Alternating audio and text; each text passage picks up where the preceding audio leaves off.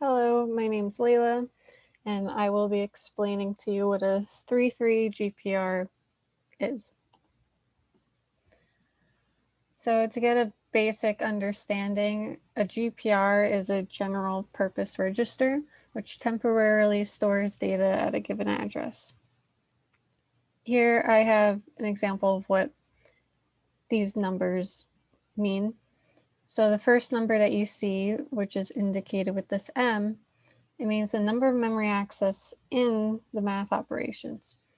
Whereas the second number, which is displayed here as n, it's the number of operands in math operations. So unlike in 0-3 GPR, a 3-3 GPR can have variables in all three operands.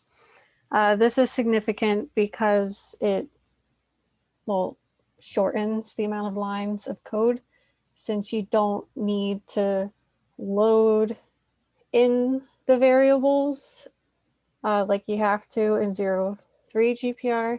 You could just have them in whatever, let's say, math operations. I'll better explain it in the next slide. So, for example, here you have this equation that's given to you. So A equals B times C plus D parentheses plus parentheses B times C plus D parentheses minus B times C parentheses. So here, as you see, you start off, instead of like how you would in 0-3 GPR, where you need to load B into a register, then load C into a register, then multiply that, do all that jazz. Here you could just multiply.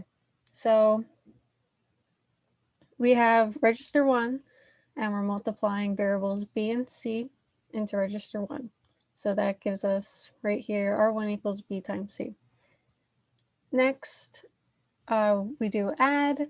So using register R2, we can add register R1,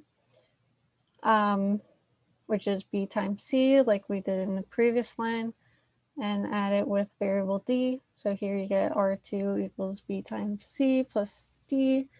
Hopefully you're seeing the pattern here. So next we want to subtract. We could just use the registers we stored in before. So R3 equals R2 minus R1. And we can add all this into variable A. So as you see here, this comment here, so we're adding R2 and R3, and that gives us what we originally wanted. And that's basically it.